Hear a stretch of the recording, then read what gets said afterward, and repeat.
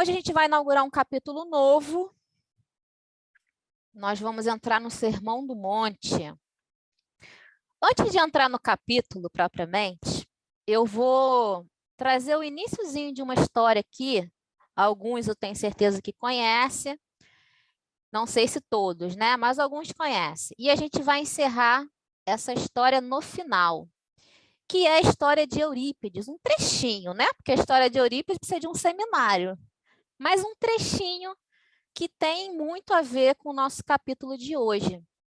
Eu não sei se todos conhecem Eurípides, né? Mas Eurípides, que inclusive é o mentor da nossa casa-mãe, Eurípides Barçanufo, e ele viveu ali, né, no finalzinho desencarnou, o Saulo ontem, inclusive, quem assistiu a palestra do Recanto, nosso estudo, né, o Saulo falou um pouquinho dele, desencarnou por uma pandemia, né, na gripe espanhola. E ele, antes de conhecer o Espiritismo, e foi um grande mensageiro do Cristo, né? Uma história belíssima,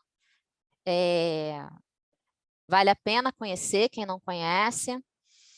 E ele, antes de conhecer o Espiritismo, ele era católico, né? Assim como muitos nomes que a gente conhece, né? Bezerra de Menezes, o próprio Chico, né? Vinha de um berço católico. E Eurípides não era diferente, mas Eurípides, ele era um espírito já, assim, muito, muito elevado intelectualmente. A capacidade pensante dele já era muito, muito acima da média, né? E só que Eurípides, né, iniciou a vida dele, né, até uma certa idade, como ele era católico, né? Só que nessa época que Eurípides viveu, a Bíblia, ela era proibida a leitura dela fora da igreja. Não sei se vocês sabem disso, mas desde a Idade Média, lá a partir de 1200 alguma coisa que eu não vou lembrar, até o concílio, né, segundo concílio do Vaticano, não, Concílio do Vaticano, por volta de 1960, é que passou a ser permitida a leitura da Bíblia na missa em língua portuguesa ou na língua de cada país, e passou a ser permitida a leitura da Bíblia fora da igreja, 1961, tá? Até então era proibido. Só que o padre, né, lá da cidade de Eurípides, Padre Maia, entregou para ele, né, até uma forma assim meio que escondida, um exemplar da Bíblia. E ele ficou maravilhado e começou a ler, e devorar aquele livro, né? Só que quando ele chegou no Sermão do Monte, ele deu um bug ali nele, né, na nossa linguagem de hoje. Ele parou, ele ficou confuso. Ele não conseguiu compreender aquele sermão do mestre, né? E ele procurou o padre que tinha dado para ele, né, a Bíblia, e ele, para poder entender, né, para poder perguntar para o padre Maia aquelas confusões ali, né, que se criaram na cabeça dele. Porém, o padre Maia, que está no segundo tá Maio, mas é Maia, carinhosamente disse para ele que tudo estava claro, que não merecia questionar a palavra de Jesus. Eurípides, é o que está aí, pronto. Não questiona, não. Lê e aceita. E não resolveu, né? Porque uma mente pensante, né, quer encontrar lógica, quer buscar lógica. Uma mente pensante, na média, já quer, imagina de Eurípides, né? Cheio de dúvida e incerteza, ele se entristeceu com aquilo, pois não era, né, o Sermão do Monte, né, não era a ideia que ele trazia de Jesus. Ele não poderia deixar dúvidas em seu evangelho, como ele estava deixando no coração de Eurípides, por não conseguir compreender aquelas palavras ali de Jesus. Não compreendia como Cristo, sábio e misericordioso, prometeu consolação aos pobrezinhos, aos injustiçados e aos que choravam e sofriam. Se ele presenciou tantos deles, né, morrerem sem as consolações prometidas. Então, alguma coisa ali não batia para Eurípides. Como que Jesus, né, trazia tantas consolações, era tão misericordioso, falava tanto do amor de Deus, exemplificava o amor de Deus e não auxiliava aqueles a quem ele via sofrer, né? Como ele diz aqui, morrer, né? Sem as consolações prometidas. Bom, essa foi a dúvida, né, que se instalou para Eurípides. Alguém quer acrescentar? Quem conhece a Raquelzinha deve conhecer muito bem essa história. Ítalo, com certeza. Carlinha, vocês querem acrescentar alguma coisa? Só ouviu e tu falar, Não? Raquelzinha, não? Então vamos prosseguir. Ó. Lembrando que o Chico falou aqui, para a gente ter uma ideia da grandeza de Eurípides, né? Que quando se falava da biografia de Eurípides, era o mesmo que falar da biografia de Jesus, né? Então, só para a gente ter uma ideia da grandeza dele. Né? Sim, muito, né? Muito. Vou confessar uma coisa aqui para vocês, que eu acho que eu só conversei com a Carla e com o Ítalo e com a Lu. Que até uma determinada época da minha vida, assim, a gente normalmente, né, quando a gente tem uma afeição, né, isso é muito normal na Igreja Católica, a gente se afeiçoa mais a determinados espíritos protetores, né, e aí o Francisco, né, Eurípides, Bezerra, né, enfim. E aí eu, até uma determinada época da minha vida, eu não tinha, né? Mas num momento que eu precisei me colocar numa fé muito fervorosa, assim, né? Fazer uma prece, um momento muito difícil, desde então, veio na minha cabeça, quem veio foi Eurípides. Então, assim, eu tenho uma ligação muito grande, assim, né? E todos os momentos que eu preciso chamar, assim, ligar, né? Fazer uma ligação, né? Numa fé muito forte, meio que, assim, é natural, né? Eu não me forço a isso. Eu penso em Eurípides. Eu me sinto muito, muito protegida quando eu faço isso. Quando eu preciso, num momento difícil, fazer uma prece, chamar uma proteção, é ele. E isso veio naturalmente, não foi forçado. E eu fico muito feliz.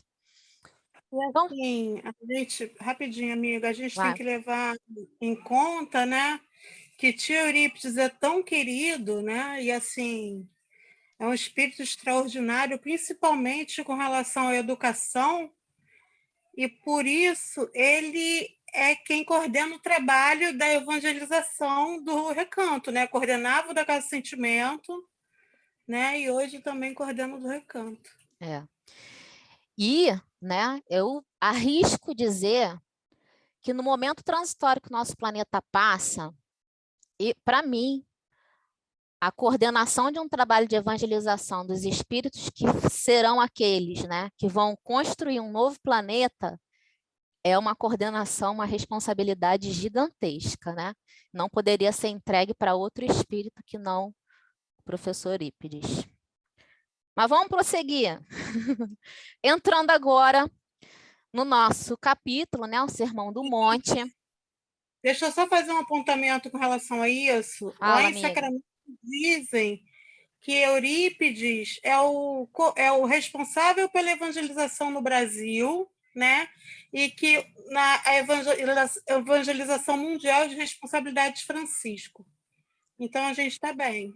Estamos bem, hein? Estamos aí na escola do Evangelho direitinho. Então vamos lá. Nós vamos aqui nesse capítulo, a gente vai entender, a gente vai conhecer momentos que antecederam o Sermão do Monte, né? Alguns acontecimentos ali entre os discípulos e aqueles que procuravam o mestre, que terminaram, né, ali com a necessidade do mestre, não só por isso, né, mas para passar o seu roteiro, como diz Santo Agostinho, como eu coloquei lá no nosso grupinho, Santo Agostinho, não Santo Agostinho espírito, não. Santo Agostinho ainda encarnado, tá? Como padre. Ele tem um livro, ele começou a estudar o Sermão do Monte, ele era apaixonado pelo Sermão do Monte, ele começou com 19 anos, encarnado, a estudar o Sermão do Monte e escreveu esse livro. E nesse livro, né, ele fala que é o roteiro do verdadeiro cristão. Então, vamos ver o que antecedeu esse famoso, né, e maravilhoso Sermão do Monte de Jesus. Bom, Humberto de Campos começa a falar que depois das primeiras claridades ali da Boa Nova, né, depois que Jesus fez os seus primeiros discursos ali, falando sobre a Boa Nova, acolhendo aquele povo, ele passou, não só ele, né, como os discípulos passaram a ser procurados por essa turba gigantesca de pessoas que, na sua grande maioria, eram pessoas sofridas do mundo. Como, né, imagina, uma turba gigantesca dessa, procurando o mestre, não conseguiam todos chegar até ele, né? E, então, alguns, né, tentavam se aproximar de Jesus pelos discípulos, né? E iam aos discípulos para tentar ou ouvir dos discípulos, né, alguma colocação sobre os ensinamentos de Jesus, ou conseguir mesmo, né, falar com Jesus, ou a cura. A gente viu que eram trazidos, teve o capítulo que a gente viu anteriormente, né, a luta contra o mal. Obsidiados eram trazidos para os discípulos, né? Enfim, eles eram procurados também. E, deixa eu botar para cá para eu conseguir ler. Então, um pequeno grupo desses procurou, determinado dia, Levi, né, na sua confortável residência. Vamos lembrar, né, que Levi era um cobrador de impostos. E ali, daquela pequena comunidade dos 12 discípulos, ele era o que tinha a situação financeira melhor, né? Porque cobrador de impostos, o salário já era muito alto. Então, ele que tinha ali uma vida mais confortável, né? Que tinha mais uma condição financeira bem elevada perto dos seus companheiros, que eram pescadores, né? Nas palavras de Humberto de Campos, simples, humildes. Então, esses três pessoas procuraram Levi, desejavam explicações sobre o evangelho do reino, de modo a trabalharem com mais acerto na observância dos ensinamentos do Cristo. O coletor da cidade, entretanto, manifestou uma certa estranheza. Afinal, disse ele aos infortunados, aí Levi falando para esses três infortunados, né, que procuravam. O novo reino não congregará todos os corações sinceros e de boa... Não, minto, isso aqui é eles falando. De boa vontade que desejem emanar-se como filhos de Deus, mas que podeis fazer na situação em que vos encontrais? Dirigindo-se a 3 deles, seus conhecidos pessoais, falou convicto. Levi conhecia essas 3 pessoas que foram lá procurar ele para ter informações de como eles dão esclarecimentos, né?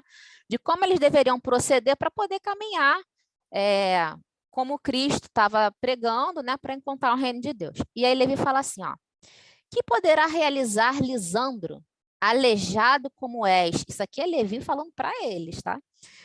Aleijado como você é, Lisandro, o que você poderá realizar? E você, Áquila, não foi abandonado pela própria família sob o peso de sérias acusações? E tu, Pafos, acaso edificarias alguma coisa com as tuas aflições? Imagina, né, o choque que esses 3, né, Lisandro, Pafos e Áquila, não tomaram quando Levi veio com essas palavras fortes para eles. Eles se olharam, assustados, né, provavelmente, e se sentindo humilhados.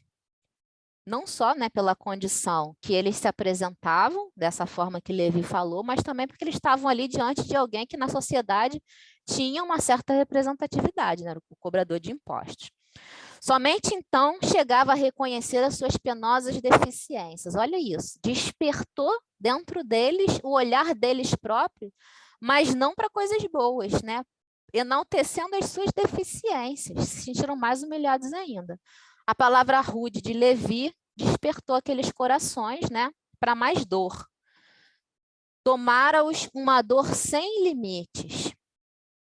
Jesus dissera nas suas pregações carinhosas que seu amor viera buscar todos os que se encontrassem em tristeza e angústia do coração. Quando o mestre chegara, havia experimentado a restauração de todas as suas energias. Imagine, né? Os esquecidos do mundo, aqueles porque nessa época o trabalho físico, né, o trabalho braçal, o trabalho era o que existia, né? Poucos, né, os escribas, poucos eram os trabalhos intelectuais. A maioria era trabalho de pescaria, de plantação, né, de construção. Então era um trabalho que exigia. Agora você imagina uma sociedade dessa, se na nossa sociedade há bem pouco tempo, nós voltamos os nossos olhares para as pessoas que têm alguma dificuldade de acessibilidade, imagina naquela época, né? Eles eram tidos como inúteis para a sociedade. E aí chega um Cristo, né? Um Messias, um amoroso Jesus falando para eles, não, vocês são iguais filhos de Deus. Deus ama vocês e vocês têm lugar aqui e lá. Fala, André. Não, e também salientar que não é só isso, também as pessoas tinham aquela concepção que as pessoas pobres, deficientes, etc., eram castigadas por Deus, ou porque ela tinha pecado, ou os pais dela, né? Então era muito essa visão que até hoje em dia existe, né? As pessoas acham que a pessoa está prosperando saúde, financeiramente, está abençoado, e aquele que está, como esse caso desses rapazes aí, são castigados, né? Então, além disso, tem essa exclusão religiosa, né? Eles eram mal vistos, meio que e colocados de lado também do ponto de vista religioso. Muito bem lembrado, André, exatamente. E até hoje, né? Lembrando que os aleijados nem podiam entrar no templo, né? Tinha isso ainda. Justamente por isso que o André está falando, porque eles eram tidos como castigados impuros, por né? Deus, impuros, né? Impuro era uma Eram palavra amados, muito né? usada na época, né? Impuro. Lá em Levítico tem muita, como é que eu vou dizer? Muito procedimento, né? De limpar a impureza. A impureza lá são várias situações, né? Vai falar, André? Não? Então, muito bem Eu só lembrado. lembrava com relação aos meus leprosos, que também sofriam muito, que não é o caso aqui, mas também as doenças de pele, que era tudo classificado como leproso também. Impuro Nossa, também. o preconceito, né, que sofria, né? Enfim. Justamente, impuro também, né? Tanto é que quando Jesus cura um leproso, e Jesus fala assim, parece até um discurso contraditório, né? Que Jesus fala assim, não fale, né, para ninguém, mas vai lá contar para o sacerdote, né? Isso dá margem para um monte de interpretação, mas isso tem uma explicação, né? Fala, André. Inclusive, mulher no período de menstruação também não podia entrar no templo e não podia encostar no homem, não podia fazer nada também, porque era tido como impura também. Exatamente, impura. Então, aquela mulher que tinha fluxo de sangue há tantos anos, encosta no manto de Jesus, também era meio que uma blasfêmia naquela ocasião também. Com certeza, aquela então ali estava condenada eternamente, né? Imagina quanto que ela não sofreu, né? E então, essa que Jesus falou, vá se mostrar no templo, é porque lá, né, no Código de Leis Civis, que está lá no Levítico, tem todo um procedimento, quando a pessoa se dizia curada da lepra, tinha todo um procedimento que tinha que seguir, e esse procedimento, quem coordenava e no final falava, ok, você está realmente limpo da impureza, era o sacerdote. Então, por isso que Jesus falou, vai lá, né, e se apresenta para o sacerdote, porque eles eram excluídos da sociedade, tinha certidão de morte, né? Tinha uma situação bem rigorosa, mas vamos prosseguir. Então, esses eram aqueles que já se achavam, né, vivos, mas mortos para o mundo, e que Jesus falou, não, vocês são filhos de Deus como eu sou, como todos são, e vocês sim têm ainda sobre vocês o olhar do nosso Pai amoroso. Imagina a sensação que esses espíritos, né, não sentiram dentro do seu coraçãozinho. Queriam, vamos lá aqui, jubilosos, guardavam as suas promessas relativamente ao Pai justo e bom, que amava os filhos mais infelizes, renovando nos corações as esperanças mais puras. Queriam ser de Deus, vibrar com a exaltação das promessas do Cristo. Porém, a palavra de Levi novamente os arrojara à condição desditosa. Mas por poucos momentos, porque o amor que Jesus levantou nesses corações foi tão forte que mesmo Levi arrasando com eles dessa forma, ele falou assim, não, amanhã Jesus vai estar lá e a gente vai atrás deles. Vamos embora. E assim foram os três, um agarrando o outro, imagino eu. Mas, né, decorrido alguns instantes, Jesus, na companhia de André, foi para a casa de Levi. Né? Foram lá conversar, se alimentar, né? Ficar lá com Levi na casa dele. O coletor, a certa altura da conversação, sorrindo ingenuamente, começou a relatar essa ocorrência, né? O que tinha acontecido, achando que estava direitinho ali, né? Seguindo a cartilha de Jesus. Aí ele começou. Contou o que tinha acontecido e falou: o que conseguiria o evangelho do reino com esses aleijados e mendigos? Mas lembrando-se, olha isso, né, de súbito que os demais companheiros eram criaturas pobres e humildes, acrescentou, lembrou, né, dos outros pescadores simples, né, pobres, acrescentou, olha, é justo, porém, né, a gente esperar alguma coisa, e ainda assim ele fala, mas ainda fala rebaixando um pouco, né, esperar alguma coisa dos pescadores de Cafarnaum, porque são homens fortes e desassombrados, né? Ou seja, corajosos de enfrentar as dificuldades. E o bom trabalho cabe a eles. Olha isso, né? Só o trabalho braçal. Não vejo, porém, mestre querido, como aceitar a contribuição desses desafortunados e vencidos que nos procuram. Nesse momento, Jesus fixou o olhar no discípulo com profundo desvelo e falou com bondade, batendo levemente no ombro. Vamos ver o que Jesus falou. No entanto, Levi, precisamos amar. Alguém lê para mim, por favor, que as duas primeiras linhas eu não consigo ler. Eu leio, amiga. Lê, amiguinho, por favor. No entanto, Levi, precisamos amar e aceitar a preciosa colaboração dos vencidos do mundo.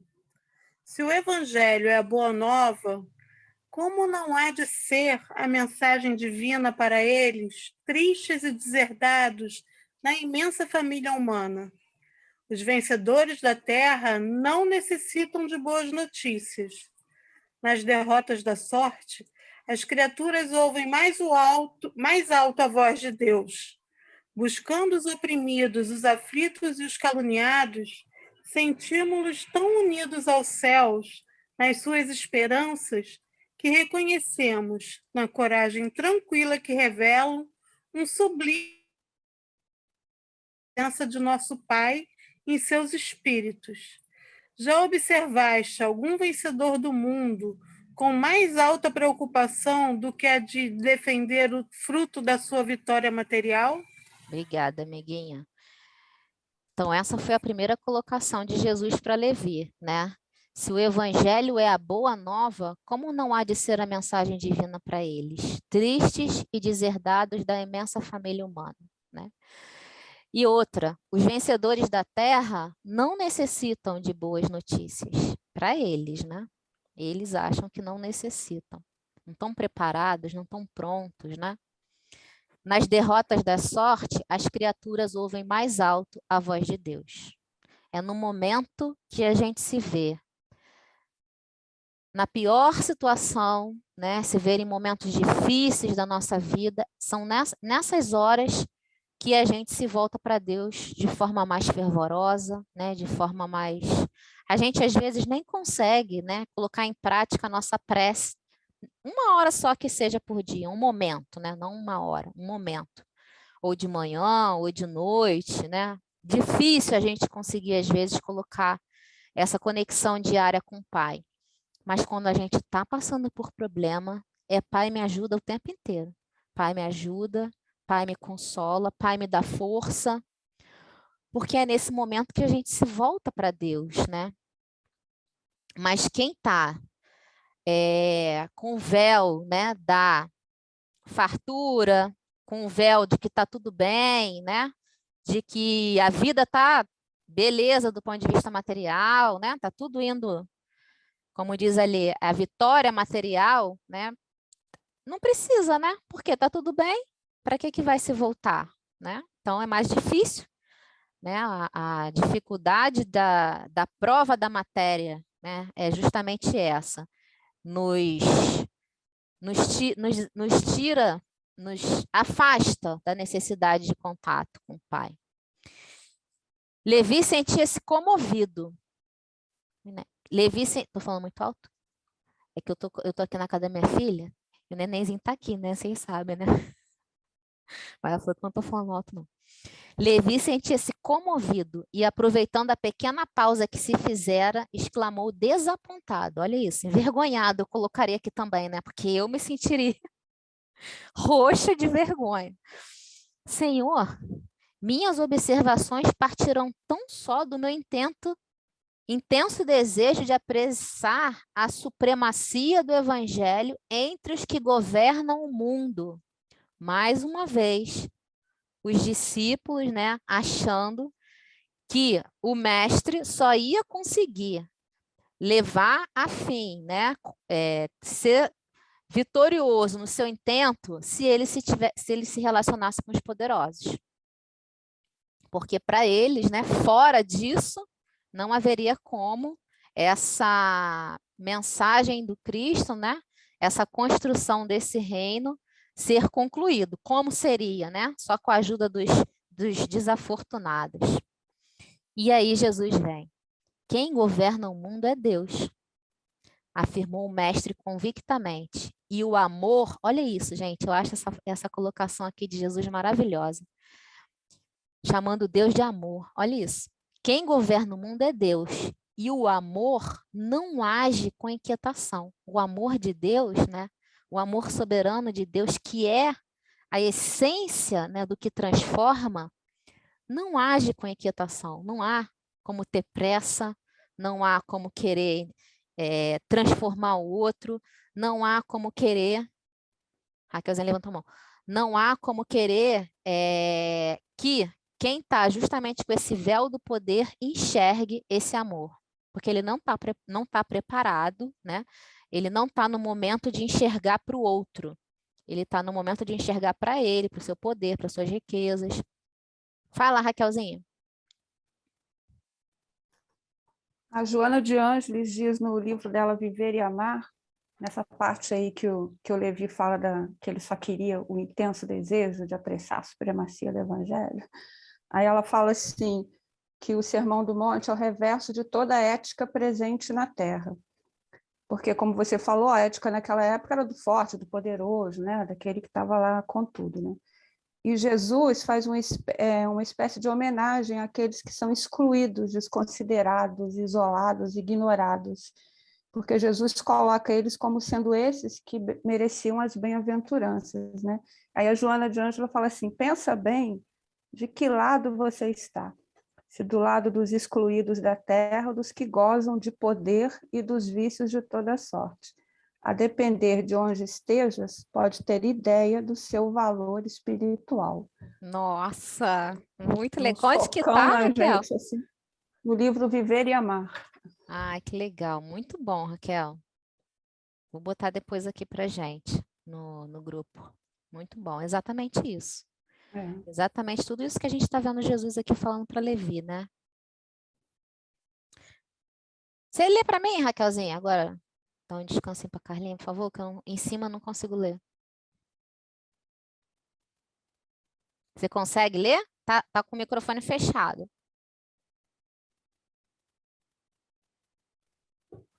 Agora, imaginemos, Levi, que os triunfadores da terra viessem até nós, ensarrilhando suas armas exteriores. Figuremos alguns generais romanos chegando a Cafarnaum, com seus troféus numerosos e sangrentos, afirmando-se desejosos de aceitar o evangelho do reino de Deus e oferecendo-se para cooperar em nosso esforço.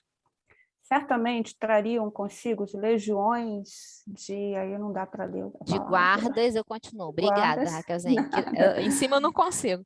É. Legiões de guardas e soldados, funcionários e escribas, carros de triunfos, espadas e prisioneiros. Começariam protestando contra as nossas pregações pelas estradas desataviadas da natureza, por não estarem no íntimo desarmado das vaidades, das vitórias. Edificariam suntuosos templos de pedra, em cuja construção lutariam duramente por hegemonias inferiores. Uns desejariam palácios soberbos, outros empreenderiam a construção de jardins maravilhosos. A gente pode dizer que Jesus aqui estava praticamente falando uma profecia, né? Porque foi exatamente o que, infelizmente, nós vimos acontecer na história da união da igreja com o poder do Estado, né? Séculos e séculos de sofrimento, né, de dor, que até hoje nós temos irmãos, né, que são no íntimo dos seus espíritos sofrem, né, por esse passado, né, de inquisição, de morrer olhando a cruz na sua frente, né, enfim, toda a história que vocês sabem, né, dura, difícil. Então é isso que Jesus já estava falando para eles, né? Imagina a união do poder, né? O que seria? Só traria isso. Eles não deixariam de lado, como não deixam, né? Até hoje, a ganância pelo poder, pela matéria, não deixam, né? Se misturam, pode até se misturar, pode até usar a própria palavra do Cristo como bandeira, né? Mas verdadeiramente não conseguem ainda, né? Porque esses irmãozinhos, infelizmente, ainda estão muito presos a todas essas questões que afastam do verdadeiro amor de Deus. Recordando a ação das espadas mortíferas, talvez pretendessem disputar a ferro e fogo o estabelecimento do reino de Deus, exterminando-se reciprocamente por não cederem uns aos outros em seus pontos de vista, desde que cada vencedor se julga no mundo com a maior soma de direitos e de importância. A pretexto de lutarem em nome do céu, espalhariam possivelmente incêndios e devastações em toda a terra. E seria justo, Levi, trabalhássemos por cumprir a vontade do nosso Pai, aniquilando seus filhos, nossos irmãos? Há contradição maior em falar em nome de Jesus, né, ou falar do seu evangelho, enaltecendo, né, o sofrimento, né, querendo, às vezes, por vezes, o sofrimento do nosso irmão, né, criticando preconceitos, né, enaltecendo preconceitos. Bate isso com o amor do Cristo? Não bate. Em momento nenhum bate. Nada que aniquila, né, o outro, seja psicologicamente, seja fisicamente, pode ter a ver com a mensagem do Cristo. Porque a mensagem do Cristo, sobretudo, é vida e vida em abundância. E vida em abundância, né, é dar oportunidade para o outro de buscar ser agregado na sociedade, ser amado, né, ser trabalhado para poder estar ali junto. Buscar os nossos irmãos em situação de dificuldade, trazer para perto da gente, para a gente crescer junto. Isso sim é o Evangelho de Jesus. Fala, Raquelzinha. E a gente vê que durante todo o tempo a igreja, e até hoje, às vezes nós em pensamentos, né, esquecemos do mandamento de não matar, né? Tiramos isso, né, da nossa vida. Às vezes em pensamento a gente também esquece, acaba desejando a morte do outro, é até inconsciente, mas Sim. acaba. Né? Então, lembrando lá do início, né, que eu falei que a Bíblia era proibida, interpretar a Bíblia era proibida, né? Por que será, né? Porque se você trouxesse a interpretação como hoje, graças a Deus a gente tem acesso, está aqui estudando, né? E mais graças a Deus ainda com essa doutrina maravilhosa que esclarece mais ainda para a gente, o medo vai embora, né? aí a igreja perde o controle, como aconteceu depois, né? Então, talvez por isso, né? Era trancada ali, trancada. Não, isso aí a gente não pode deixar eles verem, não. Que Jesus falou que os simples e os humildes serão, né? Herdarão a terra. Não, isso aí a gente não pode deixar eles ouvirem isso, não. Vamos botar só a parte do medo. Até que a esponja do tempo absorva as imperfeições terrestres, através de séculos de experiências necessárias, os triunfadores do mundo são pobres seres que caminham por entre tenebrosos abismos. É imprescindível, pois, atentemos na alma branda e humilde dos vencidos para os corações... Espera aí que fugiu aqui de novo. Deus carrega bênçãos de infinita bondade. Esses quebraram os elos mais fortes que os acorrentavam às ilusões e marcharam para o infinito do amor e da sabedoria. Porque a dor, ainda infelizmente, no nosso planeta, é o maior instrumento para quebrar corações endurecidos, corações presos à matéria, corações fortes ainda no egoísmo, no egocentrismo, né? Não há outro instrumento que não a dor. Embora a gente ainda não consiga entender, né, o olhar de Deus para a dor, né? Acho engraçado contar aqui para vocês que a minha filha, ela se preparou para ter o parto normal, né? E teve, graças a Deus, correu tudo bem. Mas ela fez um preparo, eu nem conhecia, vim conhecer com ela, com 2 enfermeiras que têm o nome de doulas, né? Que acompanham ali todo o processo da gestação, né? E quando entra em trabalho de parto, elas vêm para casa, né? Ficam até um determinado momento e aí quando chega num limite, elas vão juntas com ela para o hospital. Enfim, tem todo aquele amparo ali. E a Gabi, né, teve o trabalho de parto normal, né, assim, de nem sei quantas horas, mas teve aquela situação toda que a gente sabe, né, de sentir dor, das contrações e tal. E eu estava aqui com ela um dia, ajudando, que depois que o nenenzinho nasceu eu vim para cá, aí veio uma, porque depois também tem todo um acompanhamento, aí veio uma, né, e aí eu falando com ela, eu falei assim, nossa, mas como que vocês conseguem, né, acompanhar tantas mamãezinhas assim, nesse trabalho de parto? Ela, olha, a gente não enxerga como um sofrimento, a gente enxerga como um processo. Gente, quando ela falou isso, eu falei assim, isso é um tantinho do olhar de Deus para a dor, né? Não enxerga, a gente não enxerga como sofrimento, a gente enxerga como um processo natural. Eu achei maravilhoso, ela nem tem noção de como eu achei maravilhoso aquilo que ela falou. Mas eu achei muito maravilhoso. E é o olhar de Deus, né, para a nossa dor que a gente ainda não consegue compreender. Levi, é necessário amemos intensamente os desafortunados do mundo. Suas almas são a terra fecunda pelo adubo das lágrimas e das esperanças mais ardentes, onde as sementes do evangelho desabrocharão para a luz da vida. E eles saíram das convenções nefastas e dos enganos do caminho terrestre e bendizem nosso Pai, como sentenciados que experimentassem no primeiro dia de liberdade o clarão reconfortante do sol amigo e radioso que os seus corações haviam perdido. É essa esperança que Jesus plantava no coração desses espíritos que, vivos, já se achavam mortos ainda. E também sobre os vencidos da sorte, sobre os que suspiram por um ideal mais santo e mais puro do que as vitórias fáceis da terra que o Evangelho assentará suas bases divinas. Daqueles que podem não ter dores físicas, podem não ter dores psíquicas, mas que sofrem por ver os outros sofrerem ainda, sofrem porque enxergam ainda nossos irmãos, por exemplo, pelo mundo que passam fome, que são vítimas da guerra, né? Então, esses, né, são esses que ele fala aqui, ó, sobre os que suspiram por um ideal mais santo e mais puro.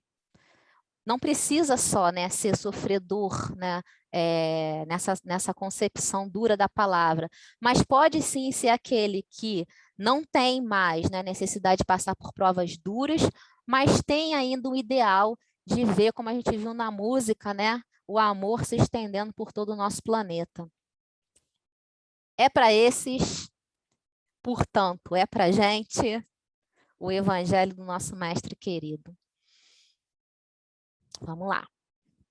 Está acabando. Eita. Ao longo de toda a encosta. Bom, aqui, deixa eu falar aqui em cima. André e Levi escutavam de olhos úmidos, né? Jesus conseguia tocar aqueles corações, porque vamos lembrar lá nos primeiros capítulos que eram espíritos duros, eram espíritos em dificuldades ainda, né? Mas eles tinham sinceros os corações.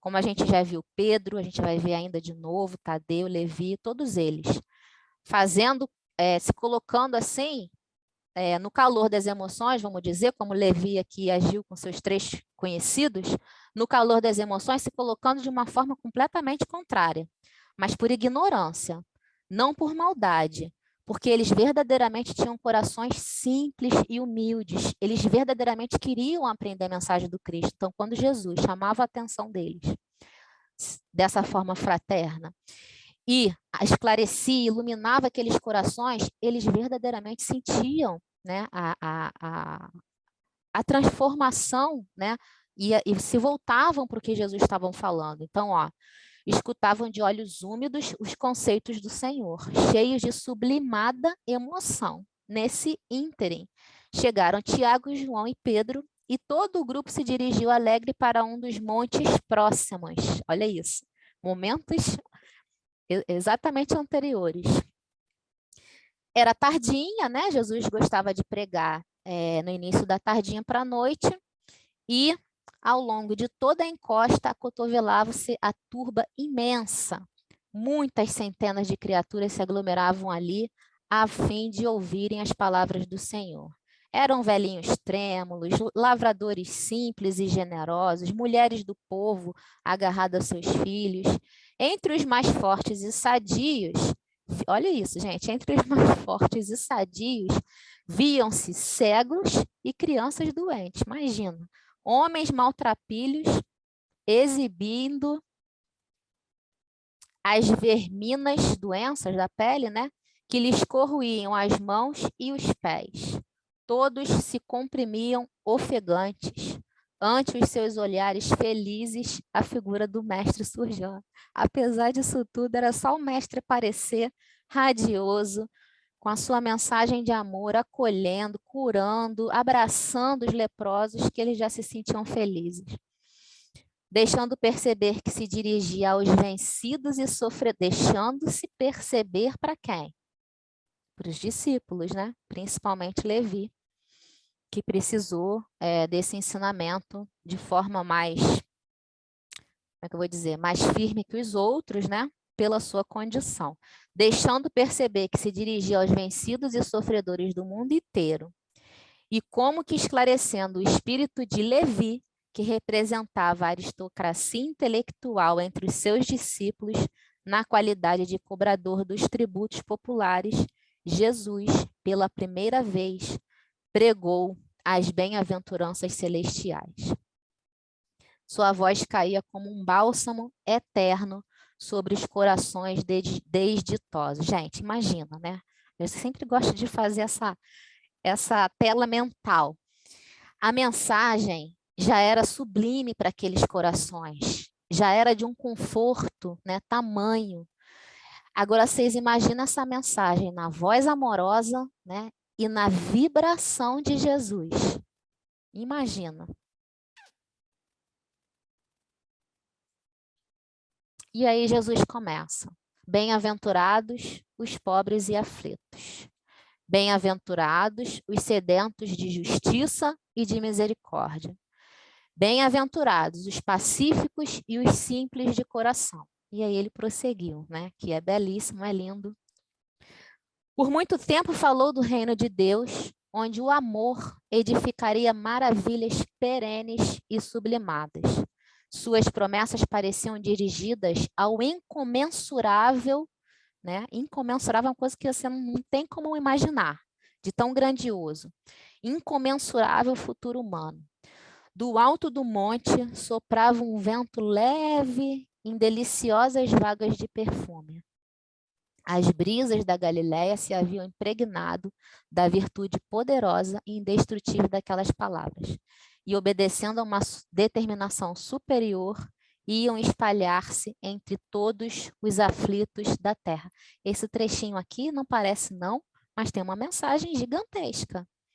Obedecendo a uma determinação superior, iam espalhar-se entre todos os aflitos da terra.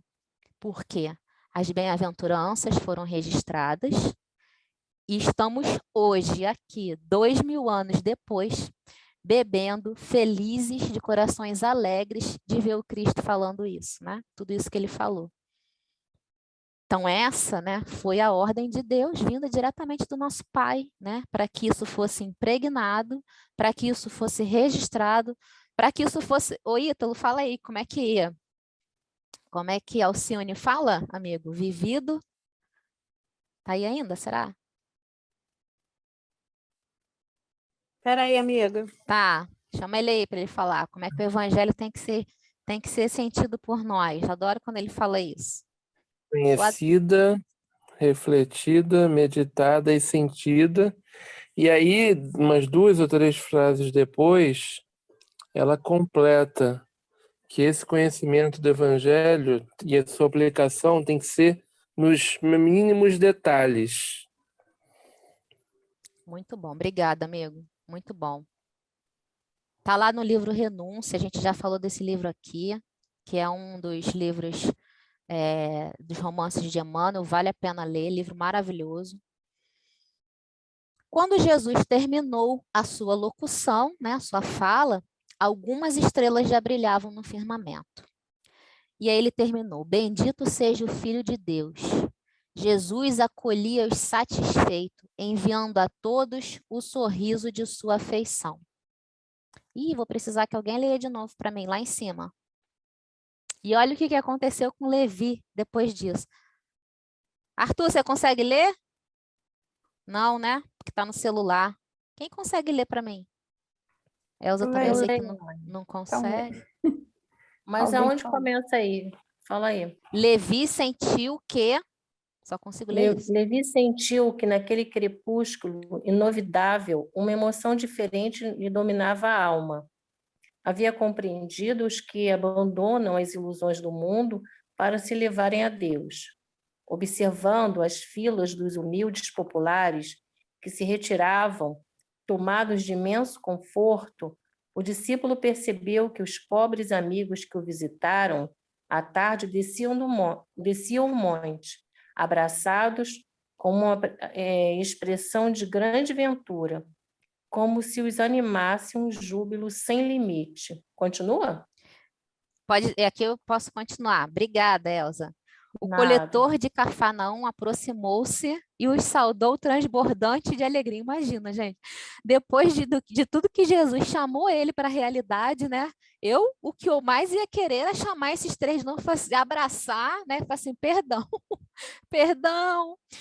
E aí, o que ele fez? Levou todo mundo para a casa dele, né? Não só os 3, mas abriu, né? Entrou todo mundo, olha lá, um cego sendo conduzido por um deficiente físico, uma criança abandonada, todo mundo entrando na casa de Levi e se alimentando na casa do ex-publicano. No dia imediato, o ex-publicano abriu suas portas a todos os convivas daquele crepúsculo memorável. Jesus participou da festa. Partiu o pão, como ele tanto gostava, né?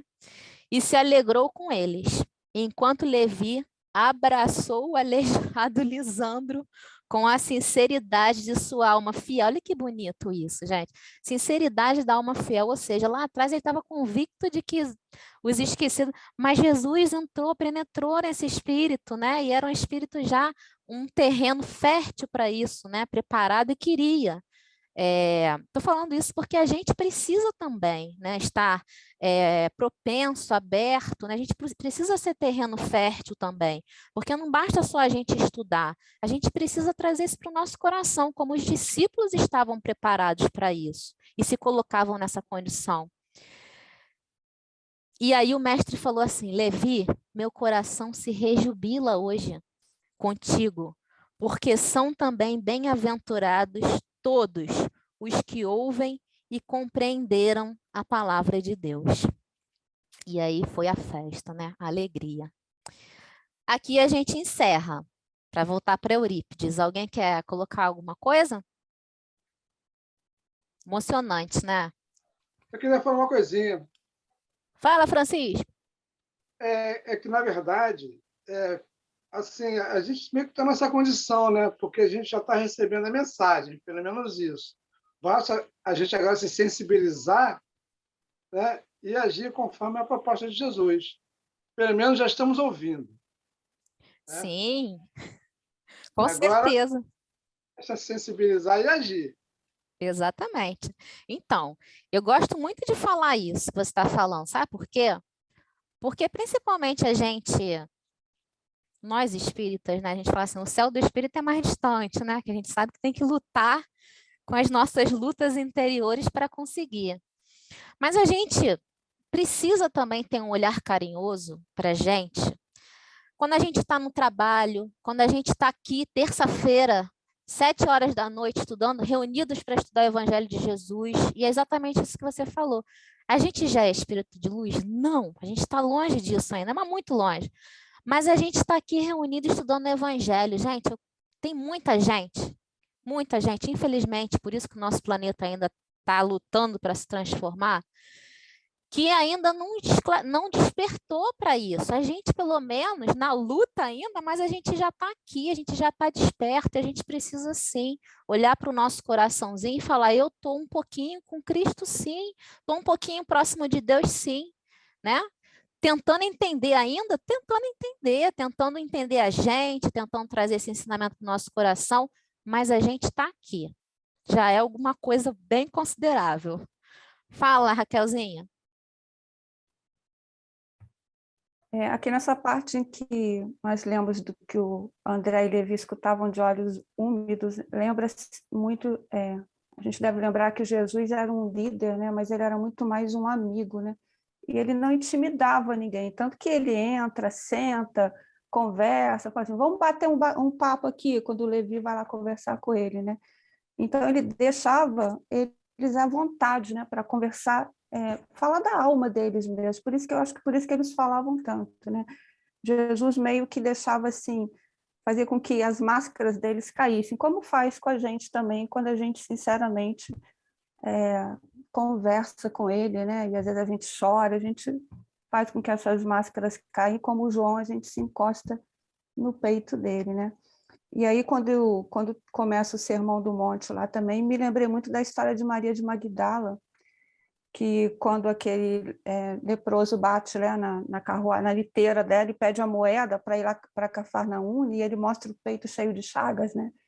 E aí ela pergunta ao Messias se ele cura também as feridas da alma, né? E é justamente isso que ele faz aqui no Sermão do Monte, né? Ele não cura todo mundo que estava lá fisicamente, mas ele cura a alma deles, né? Achei bem bonito. Muito legal, Raquel, muito e bom. lembrando que a primeira cura de Eurípides, né? Como o André tinha falado dos leprosos, foi um leproso, né? Que ele dá um beijo, né, na testa e cura, né? Isso também é bem legal. Francisco também, né? Né, Carlinha e Ítalo? São caminhos assim que Cura não. quase que entrelaçados, Sim, né? De Eurípides e João, sim. né? Francisco é bem legal isso. Francisco, ele não curou, né? Mas ele tinha uma dificuldade muito grande com... Ai, amiguinha, tô lendo o livro que você me deu, hein? Tinha uma dificuldade muito grande com os leprosos e a primeira... Como é que eu vou dizer? Primeiro teste dele com ele mesmo, né? O que quebrou ali aquela distância, aquela dificuldade, foi justamente ele abraçar e beijar um leproso, não foi isso? Vocês que? Fala aí. Foi sim. Foi, A partir daí ele cuidou dos leprosos para o resto da vida dele.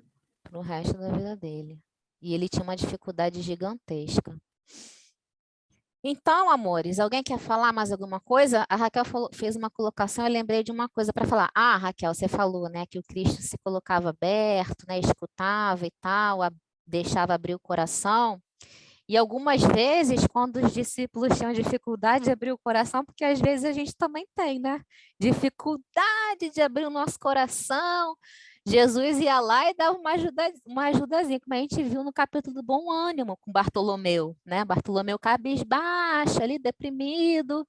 Aquele ali não ia conseguir se abrir, né? Tamanha depressão que ele estava. Jesus foi lá, falou: Bartolomeu, o que te aflige? E aí aquele espírito, aí sim aquele espírito se abriu. O mestre verdadeiramente amparou e transformou numa conversa o olhar daquele espírito. Não transformou ele, não. Transformou o olhar dele para o mundo ao redor dele. E aí, em razão disso, ele se transformou. Muito bom. Alguém quer falar mais alguma coisa? Vamos para Eurípides. Vamos para Eurípides? Vamos lá. Só de curiosidade, quem conhecia essa história de Eurípides com a leitura do Sermão do Monte? André conhecia? Carlinha, Raquel? É outro estudo, né? O outro estudo também, a gente passou por isso. Ah, sim, tem outro estudo. Marcinha? Eu conhecia também. Rita conhecia também? Então, vamos lá. Vamos agora, então.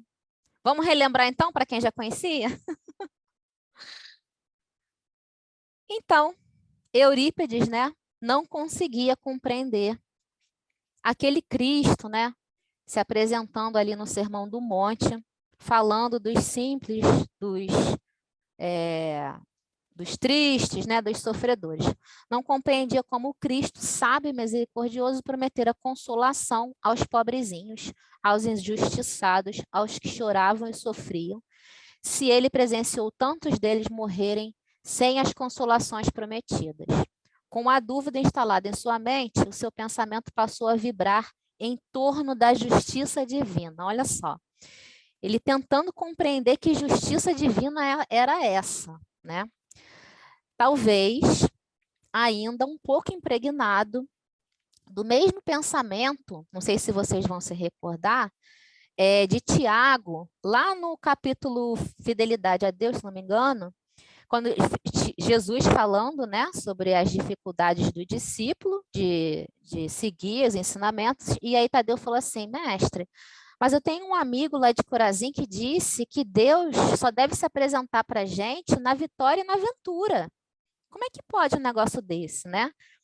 Porque é justamente o que o André falou lá no início, né? A gente só consegue ainda, né, compreender que Deus está olhando para a gente quando está tudo legal. Quando tem alguma coisa de errado, porque eu, né? Talvez essa dificuldade de entender a dor, né, de entender a presença de Deus na dor, era a dificuldade que Eurípides trazia. Cheio de dúvidas e de incerteza, ele se entristeceu. Não era a imagem que ele trazia de Jesus.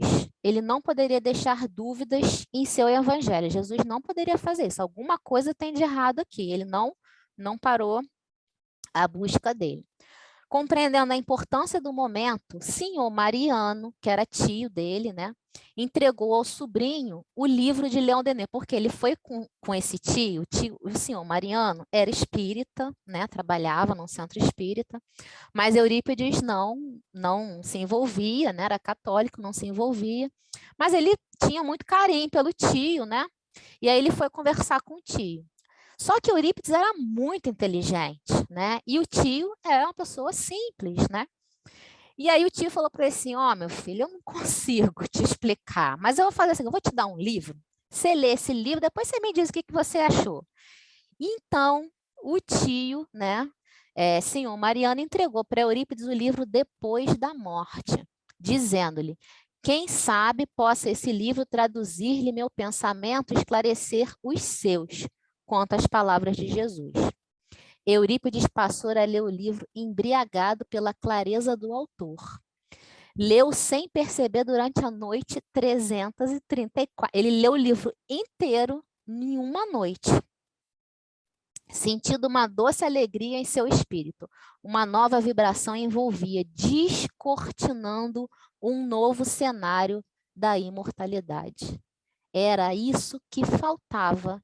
Era esse esclarecimento, esse entendimento que faltava para entender que aqueles que Jesus falavam não eram, né, felizes aqui aos nossos olhos, mas seriam felizes sim, lá na frente. Lá na frente quando? Né? Depois que passassem pelas suas provas com o instrumento da imortalidade. Era isso que faltava. Essa era a chave. Esse que é o livro, depois da morte de Leon Denis, tá? Na sexta-feira da Paixão, de 1904, Eurípides convidou seu amigo José Martins Borges. Estou resumindo a história aqui, tá, gente? Mas essa história é maravilhosa. Para irem assistir uma sessão espírita em Santa Maria, com o objetivo de observar tudo, né? Então, ele chamou lá um amigo dele para ir lá na sessão espírita. Já ficou curioso e já quis ir. Admirou-se ao ver homens incultos assumirem a grande responsabilidade da difusão do evangelho. Ele, né, que se via ali, via, né, só padres, sacerdotes, né, que estudavam anos o evangelho, né, falar nas missas, e ele, né, tendo consciência da sua capacidade, não conseguiu entender quando ele viu pessoas simples discorrendo sobre o evangelho, foi o primeiro susto que ele tomou. Um pensamento vibrava na mente e resolveu fazer um pedido mentalmente. Vou testar aqui essa espiritualidade. Isso ele fez em pensamento. Tudo compreendi na Bíblia, mas o meu entendimento está fechado para as bem-aventuranças. Se é verdade que os espíritos se comunicam com os vivos, rogo a João, pediu pouco não, né? João, evangelista, que me esclareça pelo médium Aristides. Mas era um espírito que tinha muito, mas muito conceito no plano espiritual. Em um tempo curto, iniciou-se a grande e extraordinária exemplificação filosófico-doutrinária. O espírito comunicante, João Evangelista. Eurípides, emocionado, foi tocado. Estava convicto da verdade trazida pelos espíritos e compreendeu o Sermão da Montanha como o resumo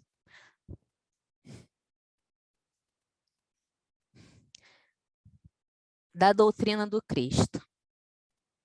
Eu falo para vocês que eu sou chorona, André não acredita aí, André.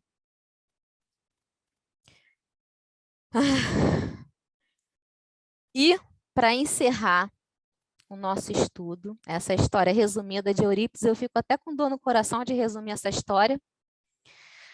Vocês conhecem esse aqui, né? Gandhi não é cristão. Gandhi é hindu, né? Outro conceito, outra filosofia. Mas Gandhi falou assim, ó. Não vou conseguir ler.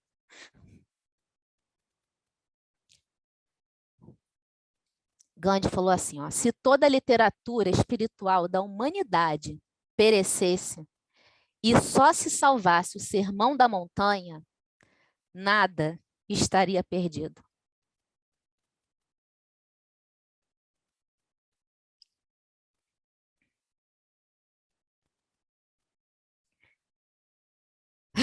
E ele ainda fala mais, Elaine, ele fala que se todos os livros da Terra fossem destruídos, né, como você falou, nada estaria perdido se ficasse só o sermão. E ele pensava, os livros biográficos dele dizem, em construir uma sociedade pautada na não violência, que foi o que ele fez, né? Aí ele fala, e quando eu li o sermão, eu vi que isso já existia, não era coisa da minha cabeça. E aí ele fala, eu não sou cristão, eu sou hinduísta, e todo hinduísta, para ser completo, precisa conhecer o Sermão da Montanha, porque ali está a síntese da sabedoria espiritual de toda a moralidade mais elevada. Quer dizer, ele não era cristão e reconheceu, né, com o espírito elevado que ele tinha, né, de carinho mesmo, né, de amor, né? Desse olhar de amor, de amor, tudo né? que Jesus tinha deixado ali, né? É muito Justamente. bonito isso. Muito. Eu fico muito emocionada com algumas passagens, e essa é uma que realmente me emociona. Carlinha, quer contar? Vou contar uma outra coisa de Gandhi também sobre Jesus. Quer falar, Carlinha? Não, eu só queria falar duas coisas, né? Que João Evangelista é o nosso querido Francisco. Sim. Né? E essa ligação com Eurípides vem de longe. E segundo, eu acho que a Raquel tem na manga dela todos os livros possíveis e imagináveis. Porque ela vai tirando da manga e vai falando, não é possível. Ela é estudiosa, a Raquelzinha é estudiosa, né, Raquelzinha? O seu Armilon, que quando a gente ia muito lá em Santa Maria, a gente conversava muito com o seu Armilon, que é sobrinho neto do Olha tio aí, que Eurípides, experiência né? maravilhosa. É, maravilhoso. Aí ele contava que o Aristides, ele era tão tacanho, mas tão tacanho, que se você desse um copo, um lápis, e falasse para ele, circula o copo para fazer um círculo, ele fazia um quadrado, ele não conseguia, para ver como ele era um médium excepcional, mas de inteligência muito curta. Então, essa passagem é excepcional por conta disso também, né? Sim. Acho Pra muito gente bonito esse entender entrelaçamento, né? Exatamente. Quer dizer, João Evangelista se manifestou através de um espírito tão... de um homem, né? Tão tacanho, mas de um espírito... Aos nossos Quase, a gente olhos, não né? tem ideia, né, de como ele era, né? E o espírito que pediu também tinha bastante crédito, né? Amigos, Eurípides, né? assim, pouco famosos ele tinha, né? Tem uma outra história também, de Gandhi. Eu não sei se vocês já viram o filme, se vocês não viram, assistam o filme, que ele fez a proposta para o seu povo de combater, né, aquela submissão que ele estava, mas ele falou que não era para ninguém agir com violência. Em determinado momento, né, os guardas estão socando, batendo neles mesmo, né, e eles levantavam e iam lá e se colocavam de frente, até que um guarda perguntou e falou assim, para ele, a pergunta exatamente não me lembro, não sei se o Ítalo vai se lembrar, o André, mas ele perguntou, quem te ensinou a sofrer desse jeito, né? Foi isso, né, André? E o guarda tinha uma corrente com o crucifixo de Jesus. E aí ele falou, é esse aí. Foi esse aí que está no seu crucifixo. Olha isso, gente. Nossa Senhora, é muito... muito forte, né? Olha, É quase uma Joana de Cusa, né? Quase uma Joana de Cusa. Joana de Cusa, amigo, acho que eu vou ter que pedir para você fazer esse estudo. Porque meu coração não aguentou, quase não aguentou lá a Pri tá aqui para falar, quase não aguentou lá na Sentimento, viu? Joana de Cusa e o de Maria de Magdala são puxados. Puxado. Então, amores, assim, é uma pena, né, que a gente não tenha tempo de estudar o sermão, né, que é lindíssimo. Quem sabe um dia a gente faz um EMEG só do sermão, né, amigo Ítalo? Quem sabe um dia a gente faz um EMEG só do sermão. Mas vale a pena ler, né? Vale a pena ler várias vezes, várias e várias e várias. Então, meus amores, é isso que a gente tinha para falar hoje. Alguém quer colocar? Marcinha, tá com a mão levantada. Fala, meu amor. Eu quero falar que tem que ser você para fazer aquela Joana de Cusa. Ser você. Quer me ver chorar de novo, né? Tem problema não.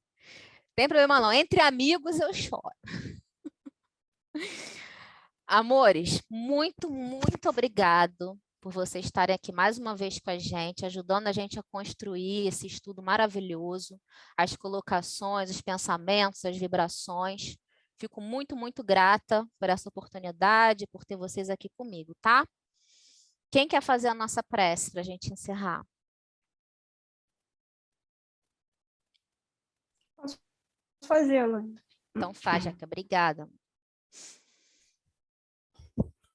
Então, com o coração, como a Elaine fica, emocionados, porque toda vez que a gente fala de Jesus e toda vez, principalmente no Sermão do Monte, em que nós nos sentimos tocados profundamente por todas essas palavras, porque somos nós ali, aos pés dele, né? Aos pés daquele monte, ouvindo as suas cálidas palavras, né? Sentindo o seu olhar penetrar em cada um de nós, porque ele nos conhece profundamente.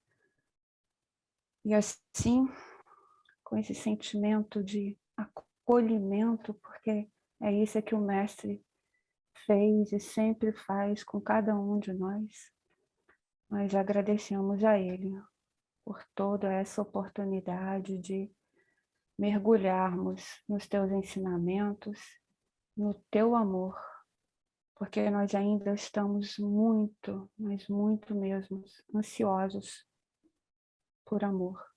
Nossos corações ainda precisam muito ser acalentados. O nosso sofrimento ainda é grande e nós sentimos muita, mas muita falta de ti, Jesus. Muita. Chico sempre dizia isso, nós sentimos saudade de ti.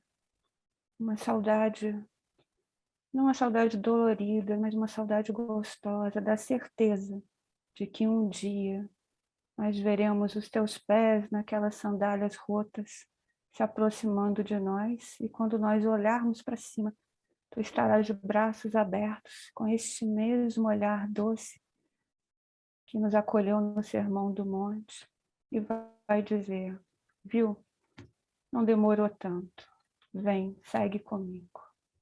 Obrigado, Jesus, que assim seja, graças a Deus.